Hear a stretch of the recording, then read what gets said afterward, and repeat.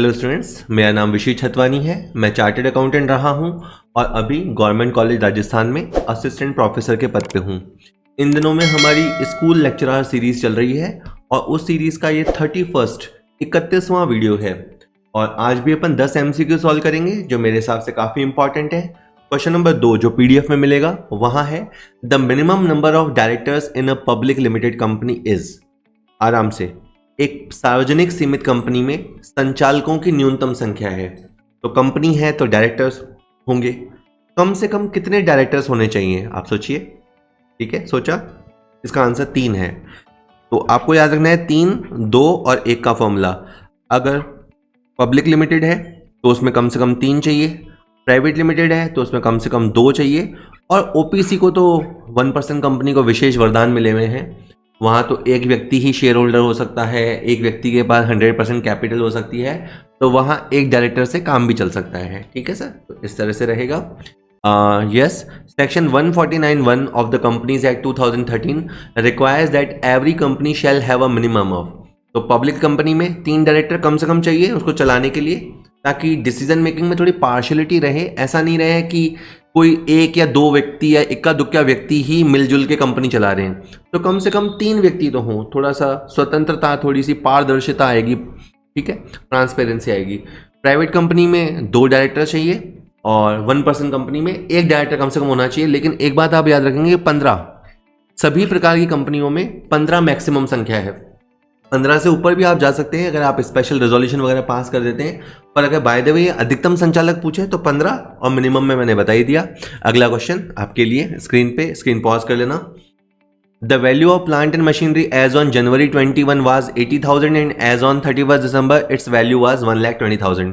तो प्लांट पहले कम था और प्लांट अभी ज्यादा पे है। Return of as depreciation of 10,000 during the year. इस वर्ष 10,000 का डेप्रीसिएशन लगाया गया है। The result would be source of fund, use of fund, use of fund, source of fund.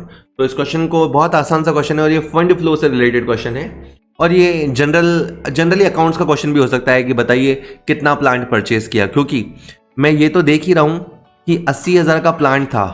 अगर 80,000 का प्लांट था और उसमें से अपन ने 10,000 रुपये को डेप्रीसिएशन लगा दिया, तो उसकी वैल्यू 70,000 रुपये बचनी चाहिए। लेकिन 70,000 की जगह 1,20,000 रुपये पे प्लांट का होना ये बताता है कि हमने 50,000 का परचेज किया है। क्योंकि अगर डेप्रीसिएशन लगाने के बाद तो प्लांट कम पे होना चाहिए था, पर वो तो 70 से 120 हो गया। तो ऐसे तो कैसे हो जाएगा? तो ये हमने परचेज किया है। ये बात आप प्लांट अकाउंट बना के भी निकाल सकते हैं, कॉन्सेप्चुअल भी निकाल सकते हैं। क्योंकि आप 50,000 का प्लांट खरीदोगे तो आपका कैश जाएगा। मैं एक और चीज़ समझाने के लिए बताता हूँ। जब हमने प्लांट खरीदा होगा तो समथिंग ऐसी एंट्री बनी होगी, प्लांट टू कैश, या अगर अपन ने चेक से भी पेमेंट किया तो बैंक। इसमें समझना ये कि इसमें कैश या बैंक जो है वो तो है करंट आइटम, और जो प्लांट है वो है नॉन करंट आइटम। तो हमें फंड फ्लो का बेसिक फंडामेंटल रूल पता है, जब एक आइटम नॉन करंट होती है और दूसरी आइटम करंट होती है तो ही फ्लो जनरेट होता है। अब फ्लो में आना होता है तो सोर्स होता है, और जाना होता है तो एप्लीकेशन होता है। क्योंकि इसमें पैसा आपका जा रहा है तो ये है एप्लीकेशन ऑफ फंड। तो एप्लीकेशन ऑफ फंड आंसर होना चाहिए, या यूज ऑफ फंड भी कह सकते हैं। यस, तो इसका आंसर बी हो जाएगा सर, कोषों का उपयोग, application of fund. Next question देखते हैं। अच्छा, इसी का पहले एक्सप्लेनेशन बता रहा है कि प्लांट एंड मशीन 80 से 70 हो गया, 70 की जगह 120 है, तो हमने बाकी 50,000 का परचेज किया होगा। यही बात मैंने बताई, आप और समझ लीजिए देख के यहाँ से। ठीक है, next. Margin of safety can be increased by. ये भी आपका मैनेजमेंट अकाउंटिंग से ही टॉपिक से है, क्योंकि वहाँ पे ब्रेक इवन पॉइंट वाला होता है। तो पहले तो आप ये समझो, जो सेल हम एक्चुअल में करते हैं और जो सेल हमें करनी ही चाहिए अगर हम नुकसान में नहीं जाना चाहते। फॉर एग्जांपल, आज के दिन हम 5 लाख की सेल कर रहे हैं और 4 लाख की सेल तो हमें मिनिमम हर हाल में करनी ही होगी। तो इसका मतलब है हमारे पास 1 लाख रुपए का मार्जिन ऑफ सेफ्टी है। ठीक है, समझ में आता है। क्वेश्चन ये है कि मार्जिन ऑफ सेफ्टी को आप कैसे बढ़ा सकते हो। तो मार्जिन ऑफ सेफ्टी के लिए देखिए, समझना लॉजिकली, एक तरफ एक्चुअल सेल है, दूसरी तरफ BEP सेल है। तो अगर आप मार्जिन ऑफ सेफ्टी को बढ़ाना चाहते हो तो आप या तो आप एक्चुअल सेल को बढ़ा लो। अब एक्चुअल सेल को बढ़ा दो तो इसमें क्या तरीका होता है, या तो आप अपना सेलिंग प्राइस बढ़ा दो, या आपकी जो सेलिंग क्वांटिटी है आप उसे बढ़ा दो। ठीक है, आप समझ गए बात कि आप सेल प्राइस या एक्चुअल सेल कैसे बढ़ाओगे। या तो आप ज़्यादा माल बेचो, क्वांटिटी को बढ़ाओ, या जो माल बेच रहे हो, जितना बेच रहे हो उसका सेलिंग प्राइस बढ़ा दो। या दूसरी तरफ ये है कि आप अपना जो ब्रेक इवन पॉइंट है उसे कम पे ले आओ, ठीक है। अब ब्रेक इवन पॉइंट को आप कम पे कैसे लाओगे, इसके लिए आपको अपनी फिक्स कॉस्ट को रिड्यूस करना पड़ेगा। तो ये कुछ तरीके हैं मार्जिन ऑफ सेफ्टी को बढ़ाने के, ठीक है। तो फिक्स कॉस्ट को रिड्यूस करके बिल्कुल सही है, सेलिंग प्राइस को इंक्रीज करके बिल्कुल सही है, वेरिएबल कॉस्ट को रिड्यूस करके ये भी सही है, क्योंकि जैसे हमारा सेलिंग प्राइस मान लो अभी 5 रुपये है और वेरिएबल कॉस्ट 4 रुपये है और अभी हमारा कॉन्ट्रीब्यूशन 1 रुपये है, तो बाद में अगर हम वेरिएबल कॉस्ट को घटा लेते हैं तो हमारा कॉन्ट्रीब्यूशन बढ़ जाएगा, ठीक है। वो सब एक के बाद एक होता है। जैसे हमारा पहले कॉन्ट्रीब्यूशन बढ़ेगा तो हमारा पीवी रेशियो बढ़ेगा, पीवी रेशियो बढ़ेगा तो आपका ब्रेक इवन पॉइंट नीचे आ जाएगा, यानी ब्रेक इवन पॉइंट आपका जल्दी हासिल हो जाएगा, ठीक है। तो ये तीनों ही तरीके सही है, मार्जिन ऑफ सेफ्टी आप इन तीनों ही तरीकों से बढ़ा सकते हो, ठीक है। और एक स्क्रीन दी है, आप इसका स्क्रीनशॉट ले लीजिएगा। ये सारे उपाय हैं। देखिए, अगर किसी व्यापार के बाद मार्जिन ऑफ सेफ्टी कम है तो इसका मतलब ये है कि आपकी एक्चुअल सेल और बीईपी सेल का गैप बहुत कम है। तो आप ये कुछ उपाय कर सकते हैं जिसमें है फिक्स कॉस्ट को कम करना, वेरिएबल कॉस्ट में को कम करना, केवल ऐसी ही चीज़ों का प्रोडक्शन करना जिन चीज़ों से आपको प्रॉफिट ज़्यादा हो। मतलब जो लॉस मेकिंग प्रोडक्ट हैं उनको आप बनाना बंद कर दो, या जो कम मुनाफा देते हैं उनको क्यों ही बनाना, आप उन पर मत बनाओ, या आप क्वांटिटी बढ़ाओ, ठीक है। किसकी क्वांटिटी बढ़ाओ, आप प्रोडक्शन का साइज बढ़ाओ और अपना सेलिंग वॉल्यूम बढ़ाओ, या आप अपना सेलिंग प्राइस बढ़ा दो, ठीक है। रियल लाइफ में उतरोगे तो पता लगेगा कई बार सेलिंग प्राइस को बढ़ा पाना एकदम से पॉसिबल नहीं होता।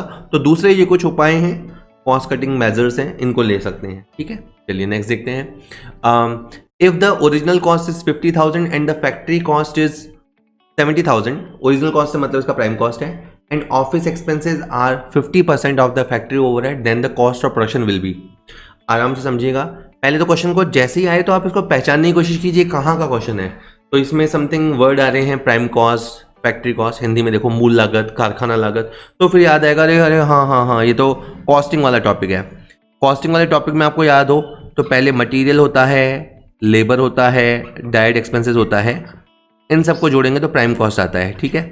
प्राइम कॉस्ट में आप फैक्ट्री ओवरहेड जोड़ोगे, प्राइम कॉस्ट में फैक्ट्री ओवर जोड़ोगे तो आपका फैक्ट्री कॉस्ट आता है। फैक्ट्री कॉस्ट में आप ऑफिस ओवरहेड जोड़ोगे तो आपका कॉस्ट ऑफ प्रोडक्शन आता है, ठीक है। ये बात है, पहले तो अपने को टेबल बहुत अच्छे से याद होनी चाहिए। अब आप जो पॉसिबल है, अवेलेबल है, वो भर दो। जैसे आपको पता है कि आपकी प्राइम कॉस्ट 50,000 है, ठीक है। फैक्ट्री कॉस्ट गिवन है तो आप फैक्ट्री कॉस्ट पे भी समझ गए, तो बीच का ये जो गैप है वो भी भर जाएगा। तो प्राइम कॉस्ट और फैक्ट्री कॉस्ट का ये बीच का जो गैप है, फैक्ट्री ओवरहेड, ये हमें पता लग गया कि हमारे 20,000 का फैक्ट्री ओवरहेड है। फिर उन्होंने कहा है कि जो ऑफिस का खर्चा है, जो ऑफिस का खर्चा है वो फैक्ट्री ओवरहेड का 50% है, तो 20,000 का 50% 10,000 होता है, ठीक है। 20,000 का 50% 10,000 होता है, सॉरी 20 का 10,000 हो गया, तो यहाँ पे आ गया 80,000, तो आपका कॉस्ट ऑफ ऑपरेशन हो गया 80,000। तो बस यही इसका आंसर है बी। और हो सकता है अगर कहानी जोड़े तो वो बोलेगा कि इस साल हमने 10,000 यूनिट बनाई, तो फिर आप ये भी बोल सकते थे कि 80,000 रुपये में आपने 10,000 यूनिट बनाई तो आपकी कॉस्ट हो गई 8 रुपये यूनिट। यानी कुछ भी पूछ सकता है आपको, अगर टॉपिक ध्यान आ गया, उस टॉपिक में का जो रेलेवेंट पार्ट है वो याद आ गया, तो उसके बाद तो आप शेयर हो, आप चाहो जो करो। और बस ये सब प्रैक्टिस से आता है, do practice, more and more practice, इसका कोई और ऑल्टरनेटिव ही नहीं है। मैं आपको शॉर्ट ट्रिक वॉर्ट ट्रिक ये सब फालतू की बातें हैं, मेहनत का कोई alternative. Next, which capital is mentioned in the companies memorandum of association. तो हमें पता है कि कंपनी में एक तो होता है एमओए, मेमोरेंडम ऑफ एसोसिएशन, जिसे पार्षद सीमा नियम कहते हैं। एक होता है आर्टिकल ऑफ एसोसिएशन, जो कंपनी के आंतरिक नियम होते हैं। तो कंपनी के एमओए में बहुत सारे क्लॉज होते हैं, बेसिकली वहाँ पे 6 क्लॉज होते हैं, जिसमें नेम क्लॉज होता है, प्लेस के लिए डोमिसाइल क्लॉज होता है, ऑब्जेक्ट क्लॉज होता है, कैपिटल क्लॉज होता है। तो कैपिटल क्लॉज के अंदर जो कैपिटल लिखी जाती है वो होती है अथोराइज कैपिटल। अब इसमें मैं बताता हूँ गलती क्या होती है। जैसे इस क्वेश्चन में तो आंसर जैसे ऑप्शन क्या क्या दे रखे हैं, issued capital, called up capital, authorise capital और पेड अप कैपिटल, ये 4 ऑप्शन दे रखे हैं। तो इसका आंसर बड़ा आसान है, सी है। इन दिनों मैंने एक क्वेश्चन ऐसा भी देखा था जिसमें ए ऑप्शन तो दे रखा था ऑथोराइज कैपिटल, बी ऑप्शन दे रखा था रजिस्टर्ड कैपिटल, सी ऑप्शन दे रखा था नॉमिनल कैपिटल और डी दे रखा था ऑल ऑफ अबव। तो ये इसलिए मैं बता रहा हूं आपको कि ये कई बच्चे क्या होगा, आता हुआ क्वेश्चन गलत कर देंगे, क्योंकि उनको पता है कि एमओए के अंदर, मेमोरेंडम ऑफ एसोसिएशन में जो कैपिटल लिखी हुई होती है उसे अथोराइज कैपिटल बोलते हैं। वो अथोराइज कैपिटल सुनेंगे और टिक्स फटाक से उसका आंसर ए एस कर देंगे, जबकि ऑथराइज कैपिटल को ही रजिस्टर्ड कैपिटल भी बोलते हैं, इसी को नॉमिनल कैपिटल भी बोलते हैं, इसी को मैक्सिमम कैपिटल भी बोलते हैं। तो इसका answer all of the above लगना चाहिए था। ठीक है, आप कहेंगे कि सर आप क्वेश्चन ये पढ़ा रहे थे, समझा कोई और रहे हो। मैं आपको एक बात बताने रहा हूं कि आप कभी कभी आता हुआ आंसर भी तपाक से या जल्दी से लिख देना गलत होता है। मैं पिछले वीडियो में भी बोला, इस वीडियो में भी, क्योंकि अभी तक 30 वीडियो बना चुका हूँ, 20 वीडियो और टारगेट है बनाना। मकसद ये है कि आप अप्रोच को समझें। जैसे इस क्वेश्चन का आंसर ऑथराइज कैपिटल है, तो आप ऑप्शंस को एक बार तो देख लीजिए कहाँ है, और बाकी ऑप्शंस को भी एक बार देख लीजिए। क्या पता all of the above answer हो, कभी कभी नन ऑफ द अबव की स्थिति बन जाती है। ठीक है, तो इसलिए थोड़ा सा ध्यान दीजिएगा। ऑथराइज कैपिटल इसका आंसर है। अधिकृत पूंजी, जैसे किसी कंपनी की ऑथराइज कैपिटल अगर 50 लाख रुपए है, तो इसका मतलब होता है कि वो कंपनी पब्लिक से 50 लाख रुपए से ज़्यादा नहीं उठा सकती। कंपनी की इच्छा है कि अभी 50 लाख एक साल उठा ले या टुकड़ों में उठाए, बट ये मैक्सिमम कैपिटल होती है विच बियॉन्ड विच, जिसके आगे वो और पैसा नहीं उठा सकती। तो स्टूडेंट, जो क्वेश्चन आप इस वीडियो में देख रहे हैं वो मैंने इस सैम्पल पेपर से एक्सट्रैक्ट किए हैं। ये सैम्पल पेपर 31 है, और मैं कहूँगा कि क्वेश्चंस या वीडियो तो मैं जस्ट इसलिए आपको बताता हूँ कि अप्रोच क्या है, या क्वेश्चंस की तरफ अप्रोच क्या होने चाहिए, या कुछ इंपॉर्टेंट क्वेश्चन आपकी तरफ आ जाएं, या ये एक तरह से चैनल प्रमोशन की तरह आप ले सकते हैं। बट आपको भी पता है कि कोई 10, 20, 50 क्वेश्चन करने से कोई बात नहीं बननी, इतना लार्ज सिलेबस है। उसी को ध्यान में रखते हुए हमने 50 सैम्पल पेपर्स डिज़ाइन किए हैं। मैं आपको एक सैम्पल पेपर की झलक दिखाता हूँ, जरा आप देखिएगा इसको। जैसे ये सैम्पल पेपर 31 है, इसके अंदर 150 MCQ हैं। वो क्वेश्चन इस तरह से आपको हिंदी और अंग्रेजी दोनों में मिलेंगे, ताकि आप किसी भी माध्यम से हों आपको कोई दिक्कत ना आए। और इसके बाद जैसे ये मैं आपको बताऊँ, ये पूरे 150 क्वेश्चन हैं, और इसके अंदर आखिरी के जो 30 क्वेश्चन हैं वो साइकोलॉजी वाला पार्ट है। ठीक है, जो हमारे एजुकेशन साइकोलॉजी है उस पार्ट को भी हमने कवर किया है। ठीक है, तो ये तो एक बात हो गई। अब सर अगर हमें ये सैम्पल पेपर्स चाहिए तो हमें क्या करना रहेगा, तो आपकी क्वेरी हो सकती है। तो बिल्कुल सर मैं आपको बताऊंगा। आपको 2 काम करने हैं सिंपली। ये सबसे पहले तो आप प्ले स्टोर पे जाइएगा, और हमारा ये जो कॉमर्स पॉइंट नाम से ऐप है ना, कॉमर्स पॉइंट नाम से ऐप है, और ये इस तरह का आपको लोगो मिलेगा, है ना। इस लोगो को आप देख के आप समझ जाना, क्योंकि सिमिलर नाम हो सकते हैं। आप ऐप डाउनलोड कर लीजिएगा, ठीक है। और उसके अंदर क्या मिलेगा, जैसे मैं वापस दोहराता हूँ, एक sample paper equal to 150 MCQ and you will get 50 sample papers there. तो करीबन ये हो जाएंगे 7500 MCQ कवरिंग होल सिलेबस। ठीक है, तो और ये सब कितने रुपए में, ये सब मात्र आपको 249 रुपये में मिलेगा। तो बहुत ही, चूंकि मैं ऑनलाइन जर्नी स्टार्ट ही किया है तो बहुत ही नॉमिनल कीमत रखी है, ताकि किसी को भी दिक्कत ना हो। फिर भी मैं कहूँगा अगर किसी को अभी भी इसमें लगता है दिक्कत है, तो आप केवल ऐप डाउनलोड कर लीजिएगा, जो कि फ्रीली डाउनलोड हो जाएगा। उसमें भी बहुत सारा कंटेंट फ्री में है। आपको अगर फ्री कंटेंट से ही सेटिस्फैक्शन हो जाए तो बहुत अच्छी बात है, और आपको लगता है कि हमें नहीं फर्दर और पढ़ना है या एक्सटेंसिव लेवल पे जाके पढ़ाई करनी है, तो ये आप छोटा सा अमाउंट इन्वेस्ट कर सकते हैं खुद के लिए। अगला क्वेश्चन कहता है, primary data as compare to secondary data, less reliable, more reliable, equally reliable, none of the above. प्राथमिक समंक जो होते हैं वो द्वितीयक समंकों की तुलना में क्या होते हैं। बहुत ही आसान क्वेश्चन, लेकिन आप बताओ कौन कर पाएगा इस क्वेश्चन को। जिसने प्राथमिक समंक क्या होते हैं, द्वितीयक समंक क्या होते हैं, उनको पढ़ रखा है। मैं फिर कहता हूँ, जिसने पढ़ रखा है, जिसने ज़्यादा से ज़्यादा सिलेबस कवर किया है, कई क्वेश्चन बहुत आसान आते हैं। मैं नहीं कहता सारे क्वेश्चन आसान आते हैं, कई क्वेश्चन बहुत आसान से होते हैं कि आप देखते ही उसका आंसर दे सकते हो, बस आपने उस टॉपिक को देख रखा हो। ये भी वैसे ही था। खैर, अब मैं आपको इसका आंसर देना शुरू करता हूँ। देखिए, सेकेंडरी डेटा वो होता है जो किसी और ने कलेक्ट किया है और आपके पास पका पकाया आ गया। ठीक है, प्राइमरी डेटा वो होता है जो ग्राउंड में जाके हम खुद कलेक्ट करते हैं। तो बताओ कौन सा डेटा ज़्यादा विश्वसनीय हुआ। ऑब्वियस ही बात है कि जो प्राइमरी डेटा है वो सेकेंडरी डेटा से ज़्यादा मजबूत होता है, मोर रिलायबल होता है। ठीक है, इसका एग्जांपल लेते हैं। मान लीजिए कि सर्दियों का दिन है और बगीचे में 100 लोग एवरेज आते हैं। ये न्यूज़ अखबार में आपने देखी कि कल मंडे को या मतलब 100 लोग बगीचे में आए, ये तो वहाँ छपा। और एक ऐसा होता कि आप खुद गए, मॉर्निंग में पार्क में गए और वहाँ आपने जाके देखा कि 100 लोग आते हैं या कितने लोग आते हैं, तो किसका डेटा ज़्यादा रिलायबल है।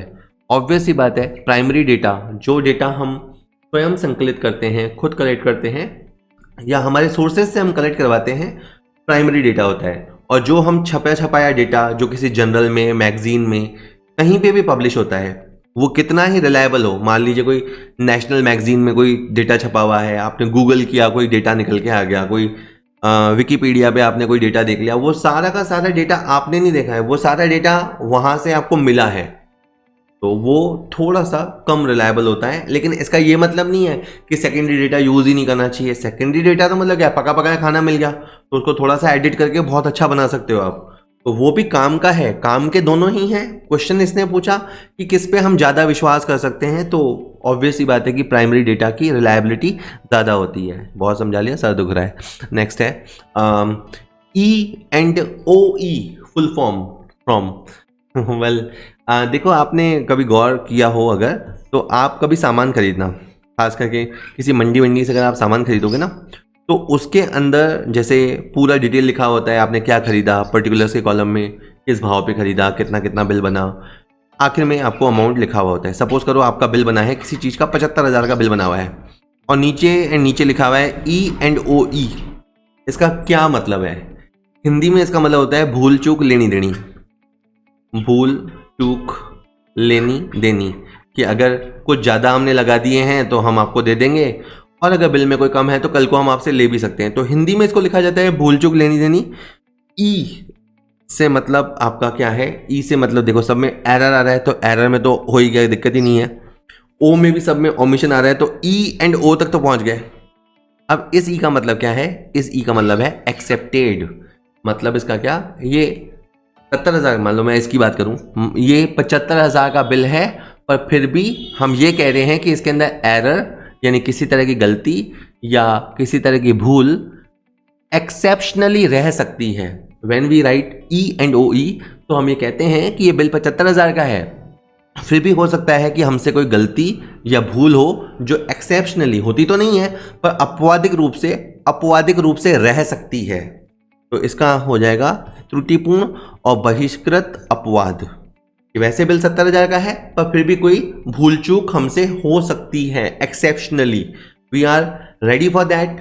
आपको भी कल को उसको मानना पड़ेगा, हम भी कल को उसको मानेंगे, यानी बिल कम ज़्यादा बन गया तो बाद में एडजस्ट कर लेंगे, ठीक है। तो ये बहुत लोगों को नहीं पता होता है कि E&OE क्यों लिखा जाता है बिल पे। तो क्या होता है, अपन, आप दुकानदार होंगे तो बिल बुक छपवाएंगे तो प्रिंटिंग प्रेस वाला आपको छाप के दे देगा, बट उसका मतलब क्या होता है, ठीक है। चलिए, ओके, नेक्स्ट है management accounting has. Management accounting syllabus में आ गया है, तो ये पूछता है मैनेजमेंट अकाउंटिंग का क्या है, ऑप्शनल यूज़ है, कंपलसरी यूज़ है, स्टैट्यूटरी यूज़ है, कॉमनली यूज़ है। बहुत अच्छा क्वेश्चन है, मतलब है तो आसान सा ही, बट ये कहता है कि मैनेजमेंट अकाउंटिंग का क्या, आपकी मर्जी होगी वैसा उपयोग करोगे कि नहीं, आपको उपयोग करना पड़ेगा कि नहीं, कानून कहता है आपको उपयोग करना ही चाहिए, या आप ये कहते हैं कि जनरली इसका उपयोग किया जाता है।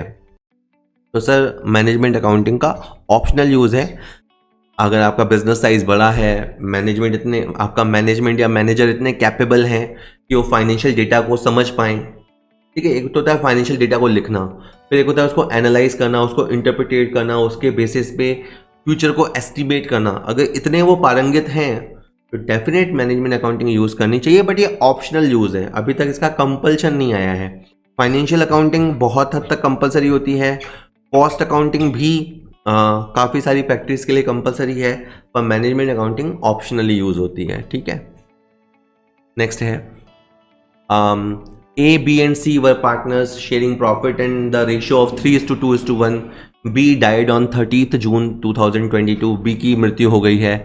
उसके बाद लिखा है profit share of the deceased partner from the beginning of the financial year was to be estimated based on sales up to the date of death and profit rate of the previous year. Okay, मैं simple बताता हूँ। इसमें क्या है कि इसमें एक partner की डेथ हो गई है, तो हमने कहा कि जब से साल शुरू हुआ है वहाँ से लेके जो डेथ का दिन है वहाँ तक के प्रॉफिट की गणना की जाएगी। वो तो होती ही है, अपने को पता ही है, हमने डेथ ऑफ पार्टनर वाले टॉपिक में देख रखा है कि जो पार्टनर वर्ष के बीच में कभी डेथ हो जाती है तो हम उसका डेथ के दिन तक का हिसाब करते हैं। लेकिन वो हिसाब कैसे हो सकता है, उसके बहुत सारे तरीके हैं। ये जो हिसाब है ये प्रीवियस ईयर के बेसिस भी हो सकता है, और ये करंट सेल के बेस पे भी हो सकता है। इस क्वेश्चन में लिखा है, अब आप ये लाइन में दोहराता हूँ, सेकंड लाइन में लिखा है कि मृत साथी जो मरने वाला साझेदार है उसके लाभ के हिस्से का अनुमान करते समय मृत्यु की तारीख तक बिक्री और पिछले वर्ष की लाभ की आधार लिया जाएगा। दैट इज, एक तो कितनी सेल इस साल हुई वो देखी जाएगी और पिछले साल की जो प्रॉफिट रेट है वो लिखी जाएगी। तो पिछले वर्ष आपका जो प्रॉफिट हुआ है वो 20% है, वो आप देख लेना। और डेथ के दिन तक 3 महीने में आपका सेल 6 लाख हुआ है। मैं आप समझाने लग रहा हूँ कि 6 लाख का सेल हो गया था जब तक वो जिंदा था, और 20% हमने कमाया होगा। ये हम कमाया होगा इसलिए बोल रहे हैं क्योंकि इस साल की प्रॉफिट रेट हमें पता नहीं है, लेकिन हम लास्ट ईयर की रेट को ही मान के चल रहे हैं कि लास्ट ईयर 20% थी तो अभी भी 20% होगी। तो 6 लाख का हमने 20%, 1,20,000 रुपया आ गया। पर फिर वही वाली बात है, जल्दीबाजी मत करना। ये 6 लाख सेल किसकी है? फर्म की। ये प्रॉफिट किसका है? फर्म का। डेथ किसकी हुई है? डेथ केवल इस क्वेश्चन में बी की हुई है। बी यानी सेकंड वाला पट्टा। तो सेकंड वाले पट्टे का रेशियो क्या है? 2, यानी 2/6। बी का जो हिस्सा है वो है 2/6, तो इससे सबसे 40,000 आएगा। आप ढंग से जब कैलकुलेशन करेंगे 1,20,000, मैं बता दूं 1,20,000 मल्टीप्लाई 2/6 तो 40,000 रुपये आएगा। इसके बाद इसकी अकाउंटिंग क्या होती है तो आप जानते हैं, P&L suspense, P&L suspense to बीस कैपिटल इसकी एंट्री होती है। ठीक है, और ये मेन बात आप हमेशा याद रखना कि जो मरने वाला है उसका हिस्सा या तो हम लास्ट ईयर में जो प्रॉफिट हुआ था उसके टाइम बेसिस के आधार पर निकालते हैं या फिर हम सेल्स के आधार पर निकालते हैं। और सेल का आधार क्या होता है? इस साल जो सेल हुई है उस पर जितना प्रॉफिट हुआ होगा उसके आधार पर उसका हिस्सा निकलता है। ओके, और ये ऑलमोस्ट अब लास्ट क्वेश्चन आ रहा है। Lead and lag method is related to, अग्रता और पश्चता विधि का संबंध है। ये एक जो आप लीड एंड लैग सुन रहे हैं, क्या ये एक प्लानिंग की टेक्निक है, ये कॉम्बिनेशन की टेक्निक है, ये कंट्रोलिंग टेक्निक है, या ये एक फॉरकास्टिंग टेक्निक है? तो सर ये एक फॉरकास्टिंग टेक्निक है, ये एक पूर्वानुमान तकनीक है। ठीक है, अब आप कहेंगे सर ये कौन से टॉपिक से है? तो ये बिजनेस फॉरकास्टिंग वाले टॉपिक से है, जिसमें व्यवसाय पूर्वानुमान या कहीं मांग का पूर्वानुमान भी लगाया जाता है। या कई बार क्या होता है कि बहुत सारे एब्सर्ड क्वेश्चन आ जाते हैं, मतलब जो अपन क्वेश्चन एक्सपेक्ट करते हैं उससे 2-3 क्वेश्चन आपको उल्टे पुल्टे एक्सपेक्ट करने ही चाहिए। और ये केवल आपका मूड खराब करने के लिए नहीं होते हैं, पर 1-2 इक्का दुक्का 3 क्वेश्चन ऐसे फालतू वाले भी आ जाते हैं। तो ठीक है, अगर आते हो तो कर लेना, पर उसके लिए अपना मूड खराब करने की जरूरत नहीं है। ठीक है, ये आ गए, आप चाहेंगे कि आपने वीडियो के 10 के 10 क्वेश्चन लगा दिए हो, पर एनीवेज अगर 10 के 9 भी लगा पा रहे हैं तो कोई बात नहीं। जो कुछ क्वेश्चन आपके लिए बेकार सा अजीब सा है तो वो दूसरे के लिए भी अजीब सा है। वो कोई दूसरे जो आपका साथी बैठा है वो अंतरिक्ष से नहीं आया है। ठीक है, खैर और एक और मैं बात इसमें जोड़ूंगा। आपको लगेगा सर पढ़ाते कम है, भाषण ज़्यादा देते हैं, पर एक मैं बात और जोड़ूंगा कि ऐसे ही मान लीजिए यही क्वेश्चन है, ये क्वेश्चन एब्सर्ड सा है पर आप उसको याद कर गए, और किस्मत मान लीजिए यही क्वेश्चन आ गया तो बस ये कर देगा आपको भीड़ से आगे। तो कई बार कचरा क्वेश्चन भी या उल्टे पुल्टे क्वेश्चन भी देख लेने चाहिए, और नहीं तो सालों के आंसर याद कर लेने चाहिए। तो लीड एंड लैग मेथड वैसे भी होता है, ये प्रोजेक्ट मैनेजमेंट से रिलेटेड होता है। अपन कोई प्रोजेक्ट लेते हैं तो वो प्रोजेक्ट अपना कितने समय में पूरा होगा उससे रिलेटेड इस टेक्निक है, और उसमें हम काम को या प्रोजेक्ट को कब पूरा कर पाएंगे उसका अंदाज़ा लगा पाएंगे। ठीक है, तो ये सब है। मैंने जो लिंक दिया है ना, आप इसमें देखिएगा, अगर आपको समय मिले तो आप देखिएगा इस पर क्लिक करके कि 50 दिन जो काम आपको लगता था कि 50 दिन में हो पाएगा, तो लीड एंड लैग को कैसे प्रॉपरली फॉलो करके वो काम 30 डेज में किया जा सकता है। तो ये भी चीज़ है। ठीक है सर, होप वीडियो आपके लिए यूज़फुल रहा होगा। अगर यूज़फुल लगे तो वीडियो को लाइक कर सकते हैं, वीडियो अपने साथियों के साथ शेयर कीजिए, इस चैनल को सब्सक्राइब कर लीजिए। एक साथ बहुत सारे काम है बट इजी काम है, ये कर लीजिए। और भाई इस साल स्कूल लेक्चरर की तैयारी है, अगले साल कॉलेज लेक्चरर।